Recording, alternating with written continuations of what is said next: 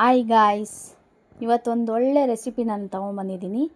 ಮತ್ತು ಅದು ಬೇರೆ ಏನೂ ಅಲ್ಲ, ಸಬ್ಬಕ್ಕಿ ಸೊಪ್ಪಿನ ಉಪ್ಪಿಟ್ಟು. ಯಾರ್ಯಾರು ಉಪ್ಪಿಟ್ಟು ಇಷ್ಟ ಇಲ್ಲ ಅಂತ ಅಂತಾರಲ್ಲ, ಅಂಥವ್ರು ಈ ಥರ ಮಾಡ್ಕೊಂಡು ತಿಂದರೆ ತುಂಬ ಚೆನ್ನಾಗಿರುತ್ತೆ. ಒಂದ್ಸಲಿ ನೀವು ಟ್ರೈ ಮಾಡಿ ನೋಡಿ. ಅದು ಹೇಗೆ ಮಾಡೋದು ಅಂತ ನೋಡ್ಕೊಳ್ಳೋಣ. ಒಂದು ಬಾಣಲಿ ಇಟ್ಕೊಳ್ಳೋಣ. ಬಾಣಲಿಗೆ ಒಂದು ಸ್ವಲ್ಪ ತುಪ್ಪ.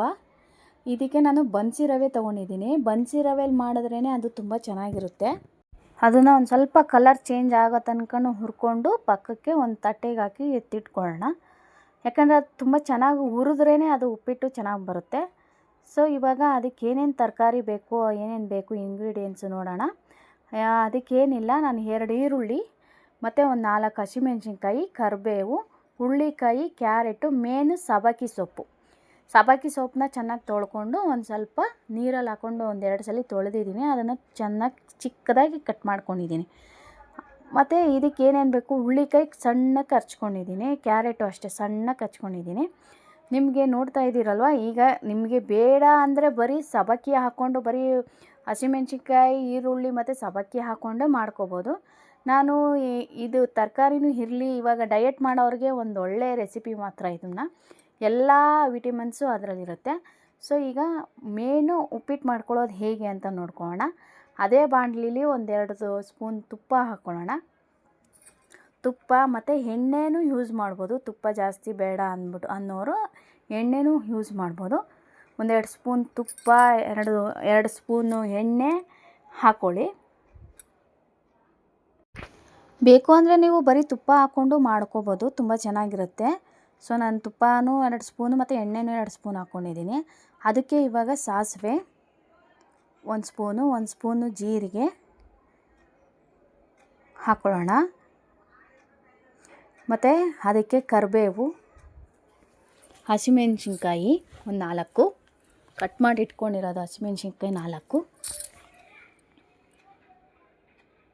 ಅದು ಚೆನ್ನಾಗಿ ಹುರ್ಕೊಳ್ಳಿ, ಹಸಿ ಸ್ಮೆಲ್ ಹೋಗೋ ತನಕ ಹಸಿಮೆಣ್ಸಿನ್ಕಾಯಿ. ಅದಕ್ಕೆ ಇವಾಗ ನಾವು ಈರುಳ್ಳಿ ಹಾಕ್ಕೊಳ್ತಾ ಇದ್ದೀವಿ. 2 ಕಟ್ ಮಾಡಿ ಇಟ್ಕೊಂಡಿದ್ವಲ್ಲ, ಅದು 2 ಈರುಳ್ಳಿ ಹಾಕ್ಕೊಳ್ತಾ ಇದ್ದೀವಿ. ಅದನ್ನು ಅಷ್ಟೇ ಚೆನ್ನಾಗಿ ಫ್ರೈ ಮಾಡ್ಕೊಳ್ಳಿ. ಅದೊಂದು ಸ್ವಲ್ಪ ಕಲರ್ ಒಂದು ಸ್ವಲ್ಪ ಚೇಂಜ್ ಆಗಬೇಕು, ಆವಾಗಲೇ ಅದು ತುಂಬ ಚೆನ್ನಾಗಿ ಬರುತ್ತೆ ಉಪ್ಪಿಟ್ಟು. ಅದನ್ನು ಚೆನ್ನಾಗಿ ಹುರ್ಕೊಳ್ಳಿ. ಇವಾಗ ನೋಡಿ, ಒಂದು ಸ್ವಲ್ಪ ಕಲರ್ ಚೇಂಜ್ ಆಯ್ತಲ್ವ, ಆ ಥರ ಹುರ್ಕೊಳ್ಳಿ. ಇವಾಗ ತರಕಾರಿ ಹಾಕ್ಕೊಳ್ಳೋಣ. ಹುರುಳಿಕಾಯಿ, ಕ್ಯಾರೆಟ್ ಕಟ್ ಮಾಡಿ ಇಟ್ಕೊಂಡಿದ್ವಲ್ಲ, ಅದನ್ನು ಹಾಕ್ಕೊಂಡು ಜೊತೆಗೆ ಉಪ್ಪು ಹಾಕ್ಕೊಳ್ಳೋಣ. ಯಾಕಂದರೆ ಅದು ಸಪ್ಪೆ ಹೊಡೆಯೋದು ಬೇಡ ಅನ್ನೋ ಪರ್ಪಸ್ಗೆ ನಾವು ಒಂದು ಸ್ವಲ್ಪ ಉಪ್ಪು ಹಾಕ್ಕೊಂಡು ಚೆನ್ನಾಗಿ ಹುರ್ಕೊಳ್ಳೋಣ. ಚೆನ್ನಾಗಿ ಎಣ್ಣೆಲೇ ಒಂದು ಸ್ವಲ್ಪ ಫ್ರೈ ಮಾಡ್ಕೊಳ್ಳೋಣ ಅದನ್ನು. ಯಾಕಂದರೆ ಹಸಿ ಸ್ಮೆಲ್ ಅದನ್ನು ಹೋಗಬೇಕಲ್ವ, ಅದು ಚೆನ್ನಾಗಿ ಆ ಎಣ್ಣೆಲೇ ಒಂದು ಸ್ವಲ್ಪ ಇದಾಗಲಿ. ಆಮೇಲೆ ನಾವು ಮತ್ತೆ ನೀರು ಹಾಕ್ತೀವಲ್ಲ, ಆವಾಗ ಒಂದು ಸ್ವಲ್ಪ ಬೇಯುತ್ತೆ ಚೆನ್ನಾಗೆ. ಅದಾದಮೇಲೆ ಇವಾಗ ಸಬ್ಬಕ್ಕಿ ಸೊಪ್ಪು ಹಾಕ್ಕೊಳ್ಳಿ. ಸಬ್ಬಕ್ಕಿ ಸೊಪ್ಪನ್ನ ಲಾಸ್ಟಲ್ಲೇ ಹಾಕ್ಕೋಬೇಕು, ಯಾಕಂದರೆ ಅದನ್ನು ಸಬ್ಬಕ್ಕಿ ಸೊಪ್ಪು ಬೇಗ ಬೇಯುತ್ತೆ. ಸೊ ಹುರುಳಿಕಾಯಿ, ಕ್ಯಾರೆಟು ಒಂದು ಸ್ವಲ್ಪ ಹುರಿದಾದ್ಮೇಲೆ, ಫ್ರೈ ಆದಮೇಲೆ ನೀವು ಸಬ್ಬಕ್ಕಿ ಸೊಪ್ಪು ಹಾಕ್ಕೊಳ್ಳಿ. ಅದೇನು ಒಂದು 5 ನಿಮಿಷ ಹುರ್ಕೊಂಡ್ರೆ ಆಯಿತು. ಅದಕ್ಕೂ ಒಂಚೂರು ಉಪ್ಪು ಹಾಕ್ಕೊಳ್ತೀರಾ ಅಂದರೆ ಹಾಕ್ಕೊಳ್ಳಿ. ಅದೊಂದು ಸಪ್ಪೆ ಹೊಡಿಬಾರ್ದಲ್ಲ. ಸೊ ಇವಾಗ ನಾವು ನೋಡಿಕೊಂಡು ಉಪ್ಪು ಹಾಕ್ಕೋಬೇಕಾಗುತ್ತೆ, ಯಾಕಂದರೆ ತರಕಾರಿಗೂ ನಾವು ಉಪ್ಪು ಹಾಕ್ಕೊಳ್ತಾ ಇದ್ದೀವಿ, ಸೊಪ್ಪಿಗೂ ಉಪ್ಪು ಹಾಕ್ಕೊಳ್ತಾ ಇದ್ದೀವಿ. ಸೊ ಲಾಸ್ಟಲ್ಲಿ ನಾವು ಹಾಕ್ಕೋಬೇಕಾದ್ರೆ ಒಂದು ಸ್ವಲ್ಪ ನೋಡಿಕೊಂಡು ಹಾಕ್ಕೋಬೇಕಾಗುತ್ತೆ. ತುಂಬ ಚೆನ್ನಾಗಿರುತ್ತೆ. ಈ ಥರ ಒಂದ್ಸಲಿ ಮಾಡ್ಕೊಂಡು ತಿನ್ನಿ. ಸಬ್ಬಕ್ಕಿ ಸೊಪ್ಪು ಫ್ಲೇವರ್ ಮಾತ್ರ ಸೂಪರಾಗಿರುತ್ತೆ. ಉಪ್ಪಿಟ್ಟಿಗೆ ಒಳ್ಳೆ ಕಾಂಬಿನೇಷನ್ ಅನ್ಬೋದು. ಉಪ್ಪಿಟ್ಟು ಯಾರಿಗಿಷ್ಟ ಇರಲ್ಲ ಅಂಥವರು ಸಹ ಈ ಥರ ಮಾಡ್ಕೊಂಡು ತಿಂದರೆ ತುಂಬ ಇಷ್ಟಪಟ್ಟು ತಿಂತಾರೆ.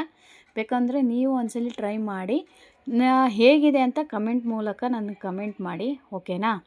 ಸೊ ಇವಾಗ ಅದನ್ನೆಲ್ಲ ಬೆಂದಿದೆ. ಸೊ ಅದು ಗೊತ್ತಾಗ್ತಾ ಇದೆ, ಹಸಿ ಸ್ಮೆಲ್ ಹೋಗ್ತಾ ಇದೆ. ಸೊ ಅದಾದಮೇಲೆ ನಾವು ಒಂದು 5 ನಿಮಿಷ ಅದು ಕ್ಲೋಸ್ ಮಾಡ್ಕೊಳ್ಳೋಣ ಲಿಡ್ಡಲ್ಲಿ. ಅದಾದಮೇಲೆ ಅದು ಓಪನ್ ಮಾಡಿಕೊಂಡು ನಮಗೆ ಎಷ್ಟು ಬೇಕೋ ಅಷ್ಟು ನೀರು ಹಾಕ್ಕೊಳ್ಳೋಣ. ಯಾಕಂದರೆ ತರಕಾರಿ ಬರೀ ಆಯಿಲಲ್ಲಿ ಹಾಕಿ ಹುರಿದಿರ್ತೀವಲ್ಲ, ಅದೊಂದು ಸ್ವಲ್ಪ ನೀರಲ್ಲಿ ಒಂದು ಸ್ವಲ್ಪ ಬೇಯಬೇಕು. ನೀರು ಹಾಕ್ಕೊಳ್ಳೋಣ. ಇವಾಗ ನಾವು ನೋಡಿಕೊಂಡು ನೀರು ಹಾಕ್ಕೊಳ್ಳೋಣ. ಅದು ನಮಗೆ ಎಷ್ಟು ಬೇಕೋ ರವೆ, ನಾವು ಎಷ್ಟು ತೊಗೊಂಡಿರ್ತೀವೋ ಅದರಲ್ಲಿ ಡಬಲ್ ತೊಗೋಬೇಕಾಗುತ್ತೆ. ರವೆ ಇವಾಗ 1 ಕಪ್ಪಲ್ಲಿ ನಾವು ಅದೇ ಮೆಜರ್ಮೆಂಟಲ್ಲಿ 2 ಕಪ್ಪು ಇಲ್ಲಾಂದರೆ 3 ಕಪ್ಪು, ತೆಳು ಬೇಕು ಅಂದರೆ ಒಂದು 3 ಕಪ್ ಹಾಕ್ಕೊಳ್ಳಿ. ತುಂಬ ಚೆನ್ನಾಗಿ ಬರುತ್ತೆ. ಉಪ್ಪಿಟ್ಟು ಯಾವಾಗಲೂ ತೆಳುಗಿದ್ರೇ ಅದು ಚೆನ್ನಾಗಿರುತ್ತೆ, ಟೇಸ್ಟ್ ಮಾತ್ರ ಚೆನ್ನಾಗಿರುತ್ತೆ.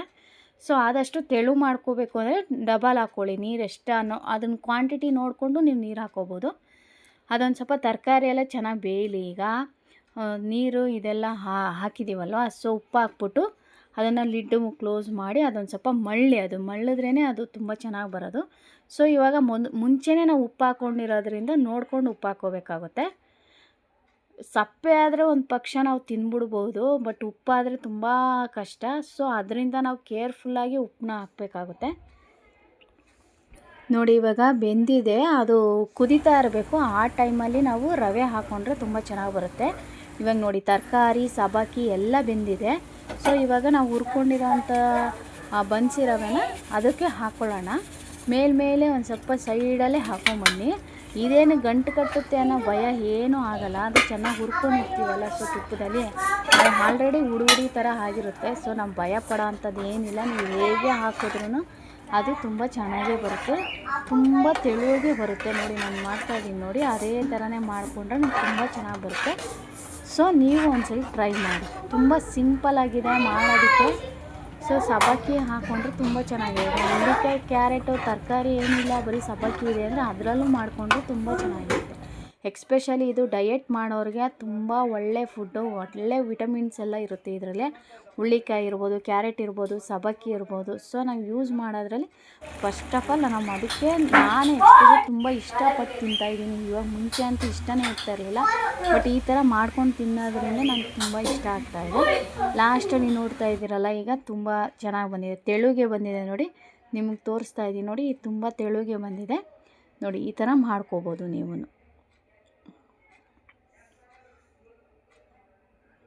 ಇದೇ ಥರ ಮಾಡಿಕೊಂಡು ನೀವು ತಿನ್ನಿ. Thank you.